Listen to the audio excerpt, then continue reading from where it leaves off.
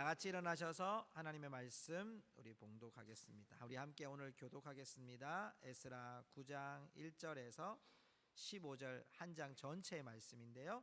우리 한 절씩 말씀을 우리 앞에 있는 화면을 보시고 또 가까이에 있는 성경을 보시고 함께 우리 교독하도록 하겠습니다. 9장 1절입니다. 이 일 후에 방백들이 내게 나와 이르되 이스라엘 백성과 제사장들과 레위 사람들이 이 땅 백성들에게서 떠나지 아니하고 가나안 사람들과 헷 사람들과 브리스 사람들과 여부수 사람들과 암몬 사람들과 모압 사람들과 애굽 사람들과 아모리 사람들의 가증한 일을 행하여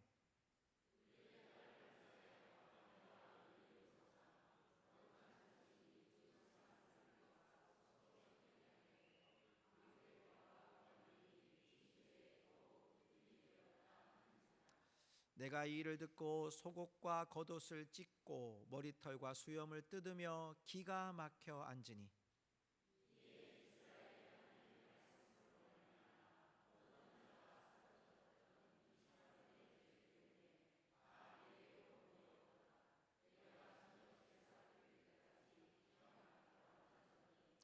저녁 제사를 드릴 때에 내가 근심 중에 일어나서 속옷과 겉옷을 찢은 채 무릎을 꿇고 나의 하나님 여호와를 향하여 손을 들고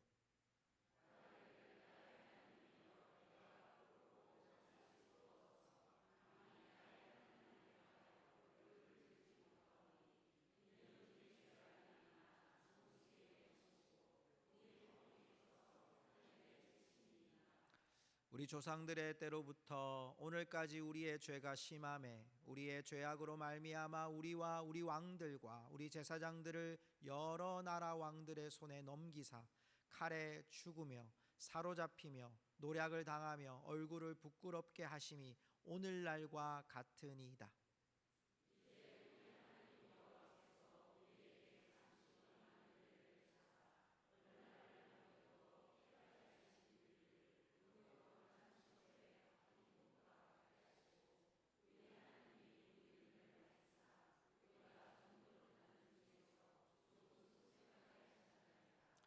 우리가 비록 노예가 되었사오나 우리 하나님이 우리를 그 종살이하는 중에 버려두지 아니하시고 바사 왕들 앞에서 우리가 불쌍히 여김을 입고 소생하여 우리 하나님의 성전을 세우게 하시며 그 무너진 것을 수리하게 하시며 유다와 예루살렘에서 우리에게 울타리를 주셨나이다.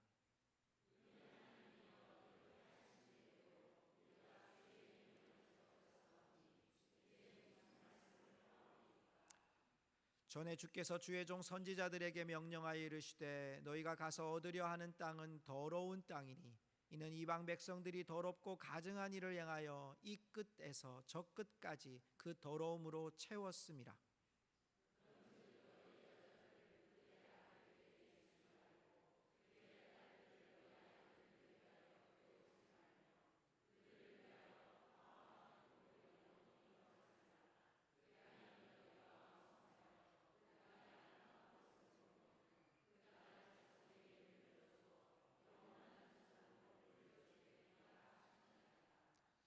우리의 악한 행실과 큰 죄로 말미암아 이 모든 일을 당하였사오나 우리 하나님이 우리 죄악보다 형벌을 가볍게 하시고 이만큼 백성을 남겨 주셨사오니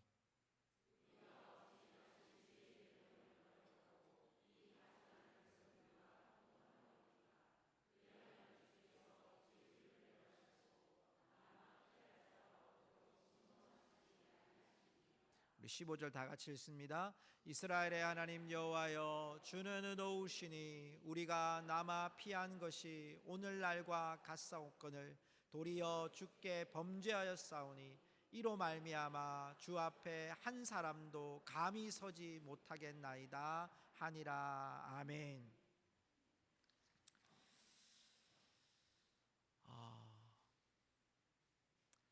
우리가 가끔씩 굉장히 놀랄 때 또 굉장히 충격적인 일을 만나면 기가 막히다라는 말을 가끔 사용할 때가 있습니다.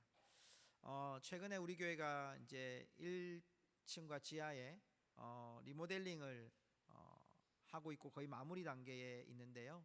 그 마무리 단계를 하시면서 이제 지난주에 조명이 이렇게 들어왔어요. 오늘도 우리 주일학교 아이가 들어오면서 보는 순간에 와 이렇게 얘기하더라고요. 어떤 분은 정말 기가 막히게 밝아졌네요, 그렇게 얘기하시더라고요. 여러분, 긍정적인 의미로 보면 기가 막히다는 의미는 너무너무 놀라고 내가 생각하는 한계를 뛰어넘는 그 기쁨이 있는 것을 말하죠. 그런데 여러분, 부정적인 상황에서 기가 막히단 말을 할 때가 있어요. 그때는 언제냐면, 여러분, 우리가 재난을 당하거나 정말 어처구니 없는 사고를 맞이했거나, 제가 오늘 아침에 뉴스를 듣다가 우리나라의 그 흉부외과에 굉장히 뛰어났던 한 교수님이 안타깝게 교통사고로 돌아가셨다는 얘기를 들었거든요. 근데 이분이 너무 권위자셨기 때문에 우리나라에 있는 의료계에서는 굉장히 충격적인 사건으로 받아들이시더라고요. 여러분, 정말 너무 이 환자들을 사랑하기 때문에 집도 너무 가까운 곳에 있고, 그래서 자전거 타고 어려운 사람이 있으면 빨리 오고 하기 위해서 가까운 집까지 마련했던 그분이 정말 어처구니 없이 교통사고로 사망했다는 사실이 정말 의료계에서는 충격적으로 다가오더라고요. 정말 이럴 때 기가 막힌 거예요. 우리가 재난을 만나거나 태풍을 만나거나 생각하지 못한 일을 만날 때 기가 막히다라는 말을 많이 써요. 오늘 성경에서도 보면 에스라가 기가 막힌 장면에 직면한 거예요. 7장과 8장에서 에스라가 이제 귀환을 하고 그 귀환하는 과정을 우리가 보았거든요. 에스라가 귀환하면서 하나님이 어떻게 우리 가운데 이렇게 큰 은혜를 주셨는지를 살펴보았고, 에스라가 오면서 나는 이제 말씀을 연구하고 준비해서 이 백성들에게 하나님의 말씀을 전하겠다는 그 다짐을 가지고, 그리고 백성들을 만나 기쁨으로 제사를 드리고 번제를 드렸던 그 에스라, 오늘 말씀 9장 1절이 이렇게 시작됩니다. 이 일 후에, 잘 정착한 후에 1600km나 되는 그 긴 거리를 백성들과 함께 올라와서 귀환하고 이제 말씀으로 이 백성들을 정말 하나님의 은혜 안에 신앙의 공동체를 만들려고 결정했던 에스라 앞에 이 일 후에 방백들이 에스라를 찾아오는 거예요. 여기 방백들이란 말은 행정 지도자들을 말하는 거예요. 여러분, 예루살렘의 행정적인 지도자들이 조용히 에스라를 찾아온 거예요. 뭔가 문제가 생긴 거예요. 그리고 오늘 말씀해 보니까 기가 막혀 그가 옷을 찢고 속옷과 겉옷을 찢고 하나님 앞에 엎드려져 있는 에스라의 모습이 오늘 1절부터 4절까지의 말씀이에요. 왜 그랬을까요? 오늘 본문 말씀 1절의 말씀에 보면요, 여러 민족이 나와요. 헷, 브리스, 여부스, 암몬, 모압, 애굽, 아모리, 수많은 사람들이 여러분 여기에 나와요. 왜 나왔을까요? 제가 지도를 하나 보여드릴게요. 여러분, 지도를 보면 조금 장로님 크게 해주시면 좋겠습니다. 여기 보면요, 이게 위에서 보면 아모리, 기르가스, 가나안, 히위, 브리스, 여부스, 아모리, 헷 다 있어요.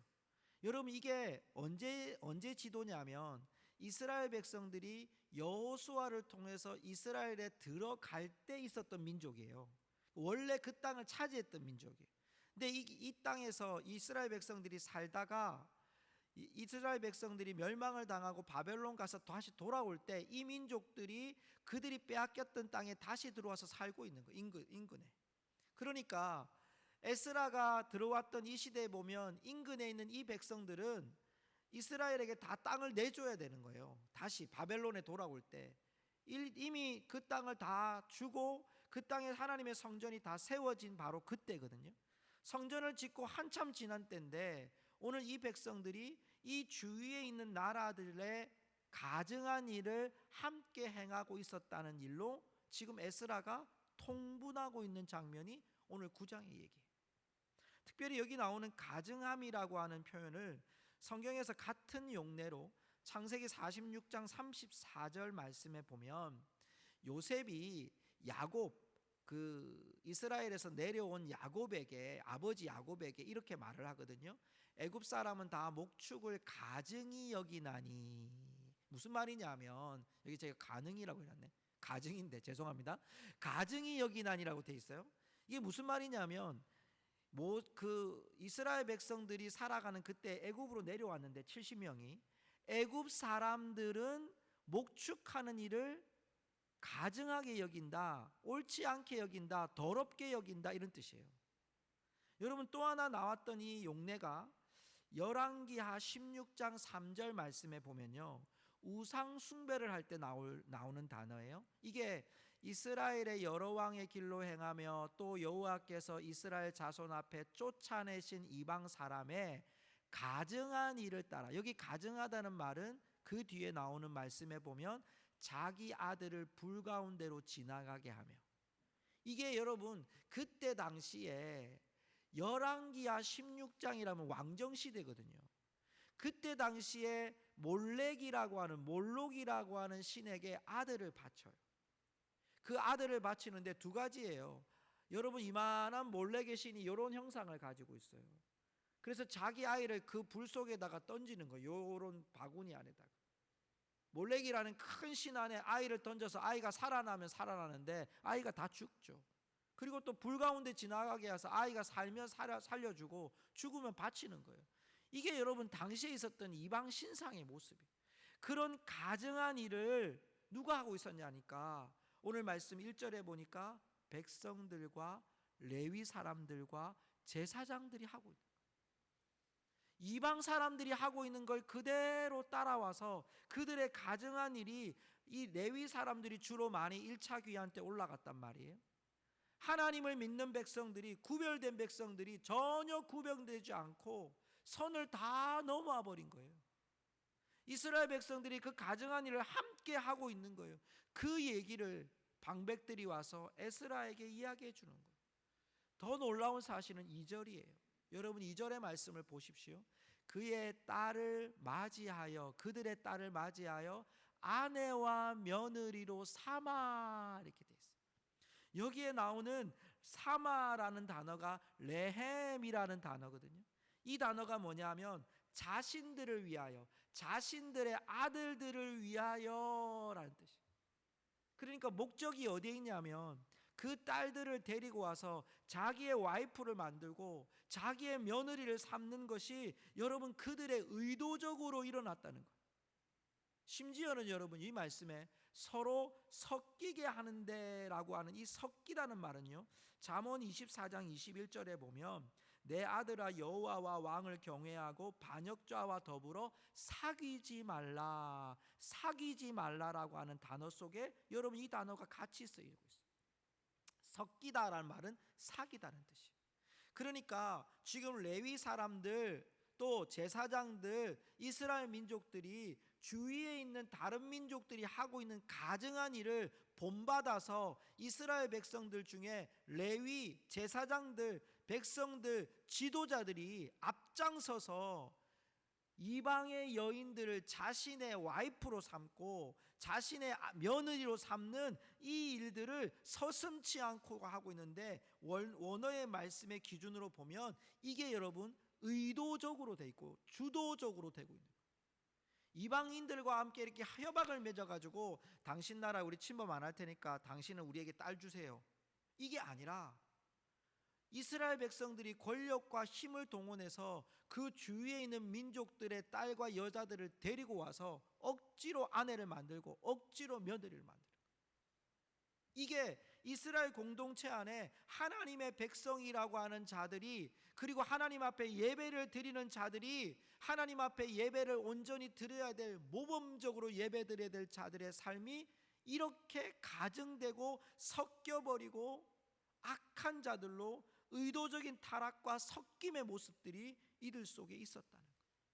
이것 때문에 에스라가 오늘 3절과 4절의 말씀에 보면 옷을 찢고 머리털을 뜯고 기가 막혀 앉아 있어요.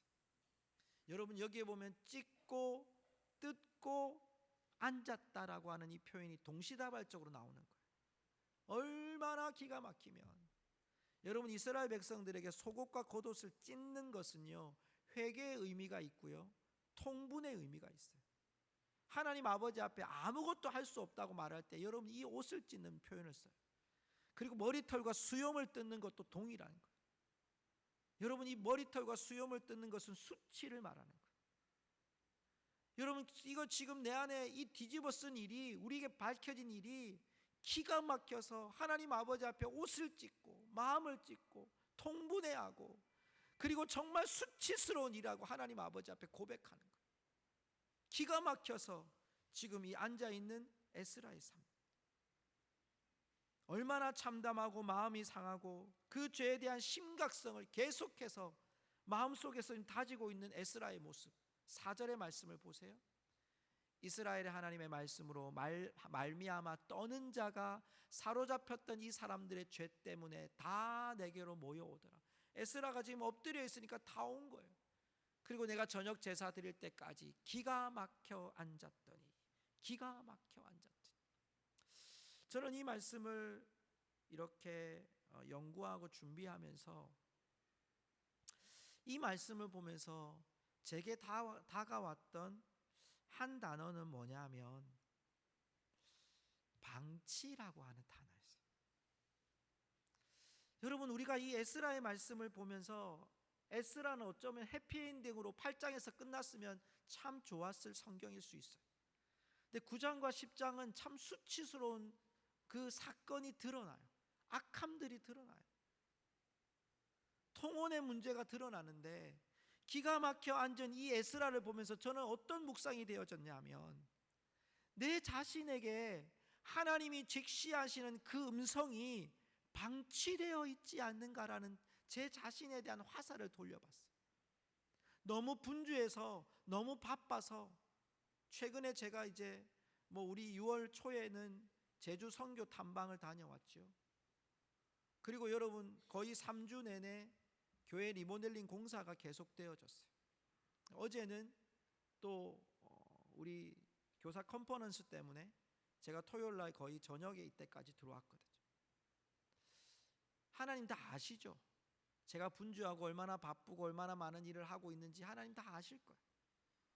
그런데 제가 책상에 앉아서 또 기도하면서 제가 앞에 서 있는 제 모습을 보면서 제 자신이 하나님의 그 주신 음성, 하나님의 주신 그 현실, 에스라처럼 이렇게 직시할 수 있을까라고 하는 그 마음속에, 제 마음속에 방치라는 단어가 기억나요. 겉으로 보면 이스라엘 백성들의 모습들처럼 우리는 예배를 다 드리고 있어요. 헌신하고 있어요. 봉사도 하고 있어요. 하나님 앞에 정말 다함이 없는 예물을 드려서 이 아름다운 여러분 성전을 리모델링하는 일들을 다 하고 있어요.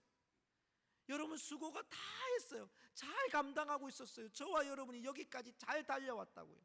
분주함도 우리에게 있어요. 일도 수없이 많이 있습니다. 그런데 우리가 혹시나 방치라는 단어를 기억하면서 우리 안에 하나님이 우리에게 기다리시고 있는 그 부분을 놓치고 있는 것은 아닌지를, 여러분 오늘 말씀은 우리에게 기가 막혀 앉아있는 그 현실이 우리 앞에 언제 있었던가를 돌아보게 하는 거예요. 성도 여러분, 우리가 언제 이렇게 하나님 아버지 앞에 기가 막혀 앉았던 그 순간이 언제였습니까? 저는 여러분에게 시간이 언제인지를 묻고자 하는 것이 아니라 하나님의 그 두려움 앞에 섰던 그 순간이 여러분 언제였는지를 우리 자신에게, 제 자신에게, 우리 모두에게 묻고 싶은 거예요.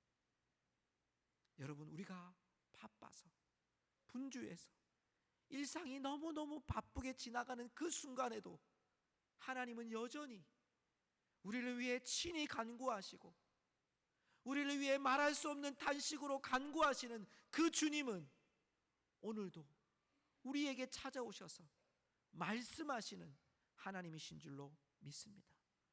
우리가 회복돼야 될 것은 바로 이 방치하지 않고 하나님 아버지 앞에 두려움으로 서는 삶이라는 거예요. 내 삶의 기가 막힌 사건 때문에가 아니라 하나님, 내가 하나님의 은혜를 잊지 못하고 하나님의 은혜가 내 안에 들어오지 않고 찬양을 불러도 뜨겁지 않고 예배를 드리는데 내 삶 속에서, 내 가슴 속에서 터져나오는 하나님에 대한 갈망이 없어지고 있는데도 내 안에 계속해서 예배를 드렸다고 하는 우리의 마음속에 만족함으로 끝나는 것이 우리의 신앙의 다인가, 믿음의 전부인가를 우리는 여러분 돌아보면서 우리 자신에 대한 방치함이 없는 것, 주님을 방치하고 있지는 않은가, 믿음을 방치하고 있지 않는가를 우리 스스로가 기가 막혀 앉아서 남들에 대한 믿음이 아니라 내 자신에 대한 믿음을 돌아보아야 할 것이 오늘 주님이 우리에게 주시는 그 첫 번째 메시지임을 여러분 기억하시기를 바랍니다. 기가 막혀 앉으셔야 합니다. 옷을 찢으셔야 됩니다. 마음을 찢으셔야 됩니다. 머리를 뜯으셔야 됩니다. 우리 안에 여러분 그것이 주님의 음성임을 기억하고 기가 막혀 여러분 주님의 현장 앞에 두려움 앞에 서야지만 여러분 우리가 살아있는 겁니다. 그것이 사는 겁니다. 그것이 생명 있는 길이라고 오늘 성경은 우리에게 말씀하고 있다는 거예요. 여러분 그 에스라가 오늘 뭐라고 기도하는지를 보십시오. 5절 말씀에 그가 제사 드릴 때 근심 중에 일어나 속옷과 겉옷을 찢은 채로 무릎을 꿇고 두 손을 들고 참담함으로 하나님 앞에 기도의 태도로 나아가고 있는 모습을 보여줍니다. 그리고 6절과 7절의 말씀 속에 그는 이렇게 고백합니다. 나의 하나님이여, 내가 부끄럽고 낯이 뜨거워서, 얼굴이 뜨거워서 감히 하나님을 향하여 얼굴을 들 수가 없습니다. 왜? 우리의 죄가 정수리에 넘치고 여러분이 얼굴 위로 올라갔다는 거예요. 우리의 허물이 커서 하늘에 미쳤습니다. 우리 죄악이 얼마나 큰지를 고백해요. 7절의 말씀 보십시오. 7절에는 이게 우리 조상 때부터 내려온 죄가 심해서 아직까지 우리의 죄가 있다는 거예요. 우리가 그 죄 때문에 얼마나 부끄러움을 당했는지를 고백하는 거예요. 그 죄악 때문에 우리 선조들이, 우리 조상들이, 우리 제사장들이 왕들의 손에 넘겨서 칼에 죽고 사로잡히고 노략당하고 얼굴을 부끄럽게 하심이 오늘같이 일어난 일이 우리가 왜 여기까지 왔는지, 우리 죄 때문에 이 민족이, 우리 선조들이 이렇게 살아왔지 않습니까? 그런데 8절 볼까요? 8절과 9절의 말씀 보면 하나님이 우리에게 은혜를 베푸사라. 그렇게 죄악된 민족을 하나님이 은혜를 베푸셨어요. 잘 보십시오. 얼마를 남겨두어 피하게 하신 우리를 그 거룩한 처소에 박힌 목과 같게 하시고 우리 하나님이 우리 눈을 밝히사 우리가 종노릇하는 중에서 조금 소생하게 하셨나이다. 은혜였다는 거예요. 죄악 중에 빠졌던 우리에게 하나님의 은혜로 귀환하게 하셨다는 거예요. 여러분 세번역 성경을 제가 9절 말씀으로 읽어드릴게요. 우리가 종살이를 하였지만 하나님께서 우리를 언제까지나 종살이를 하도록 내버려 두지 않으시고, 하나님이 하신 거예요. 내버려 두지 않았어요. 오히려 페르시아 왕들에게 사랑을 받게 하셨어요. 하나님이요. 우리에게 용기를 주셨어요. 하나님이요. 하나님의 성전을 다시 짓고, 누가요? 하나님이 짓게 하셨어요. 무너진 성전을, 무너진 곳을 다시 쌓아 올리게 하셨어요. 누가요? 하나님이요. 유다와 예루살렘에서 우리가 이처럼 보호를 받으면서 살아갈 수 있게 하셨습니다. 누가 하셨습니까? 하나님이 하셨다는 거예요. 하나님이 이 백성들을 바벨론 포로로 잡혀가서 영영 없어질 민족을 하나님이 조금 남겨두셔서 하나님이 페르시아 왕의 사랑을 받게 하셔서 이 땅에 오셔서 성전을 짓게 하시고 하나님이 여기까지 우리를 인도해 주신 기막힌 하나님의 은혜 앞에서 우리가 지은 죄는 정수리에 이르고 하늘에 미치는 죄악을 지었다는 거예요. 11절 볼까요? 예전에 선지자를 통해 말씀하셨던 그 말씀이 뭡니까? 너희가 가서 얻으려고 한 땅은 더러운 땅이다. 더럽고 가증한 일을 향하여 저 끝에서 이 끝까지 완전히 가증함으로 채워진 땅이다. 그러므로 12절 우리 같이 읽어볼까요? 12절 그런즉 너희 여자들을 그들의 아들들에게 주지 말고 그들의 딸들을 너희 아들들을 위하여 데려오지 말며 그들을 위하여 평화와 행복을 영원히 구하지 말라. 그리하면 너희가 왕성하여 그 땅의 아름다운 것을 먹으며 그 땅을 자손에게 물려주어 영원한 유산으로 물려주게 되리라 하셨나이다. 하나님이 하신 약속이 뭐였냐면 너희들 그 땅에 들어가거든 그 땅 민족하고 통혼하지 마라. 결혼하지 마라. 여러분 이것은요 하나님께서 우리에게 주신 은혜로 주신 너희 백성들이 하나님의 은혜로 여기까지 왔는데 내가 너희에게 부탁할 거 하나 있는데 이방 민족하고 통혼하지 마.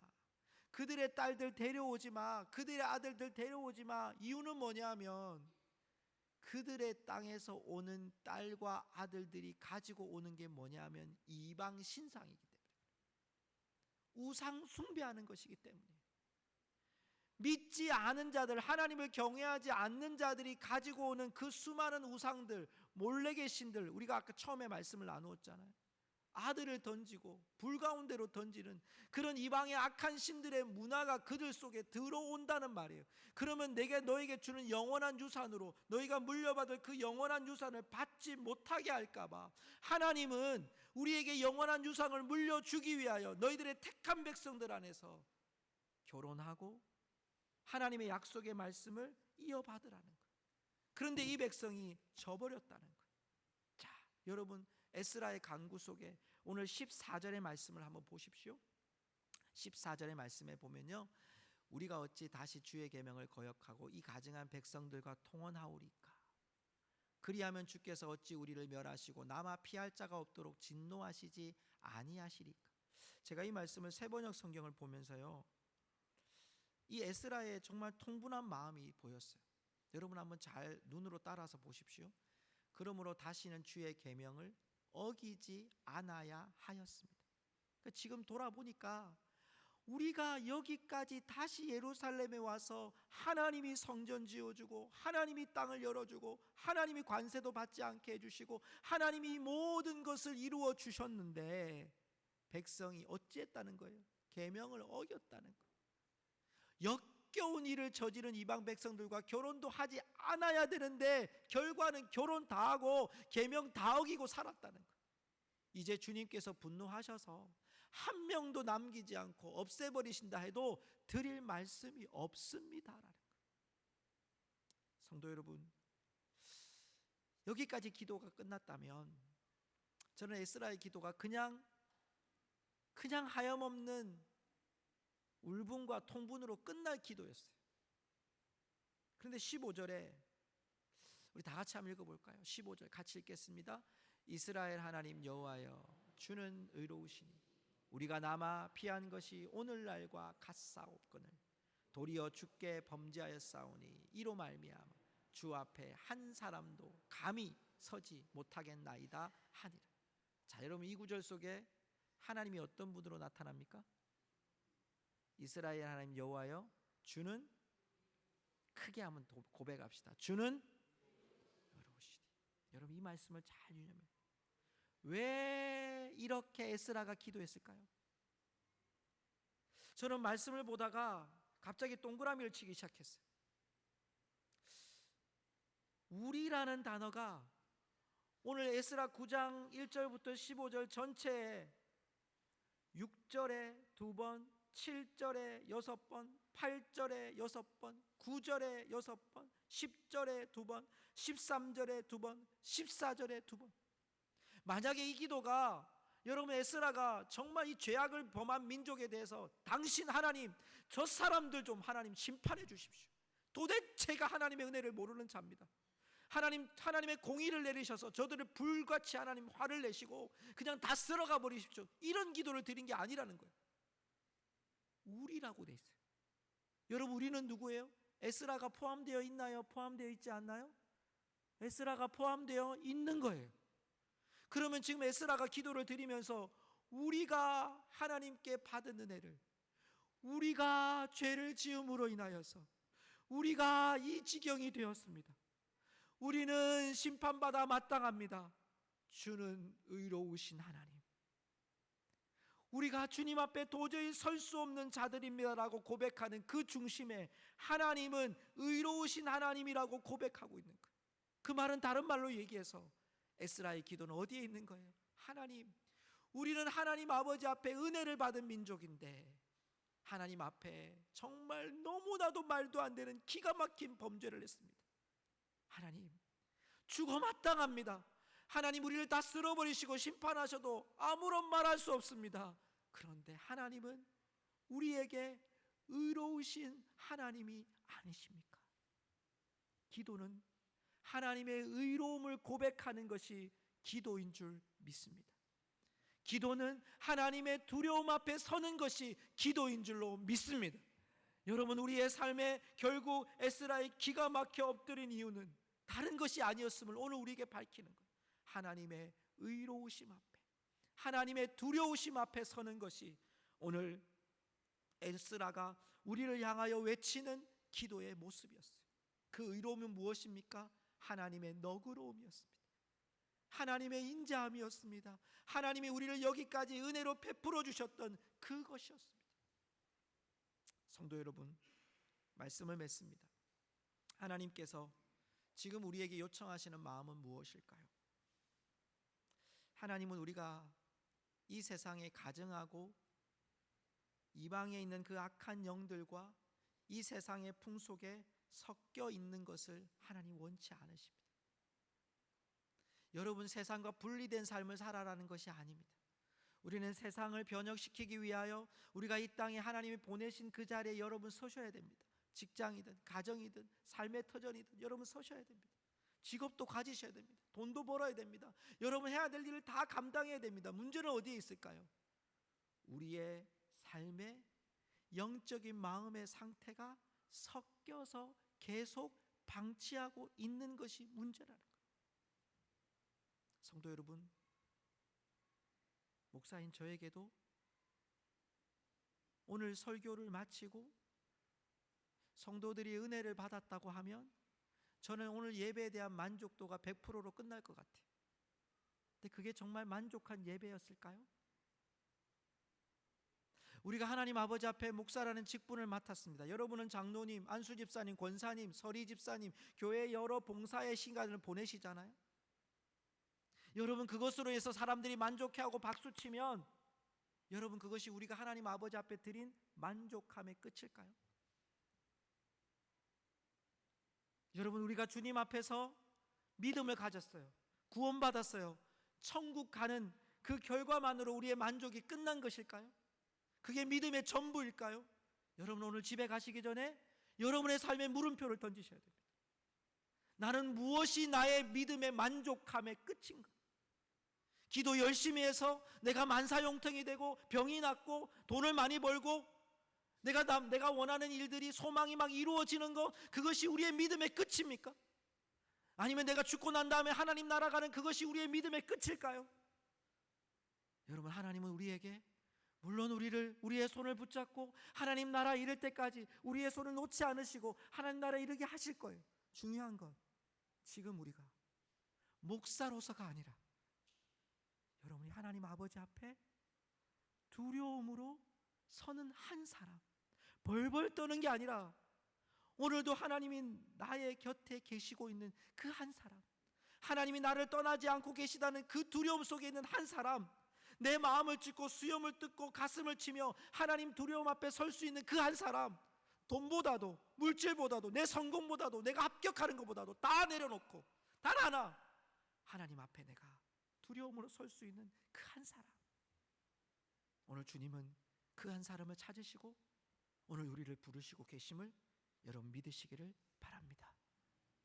우리 찬송하며 나아가십시다.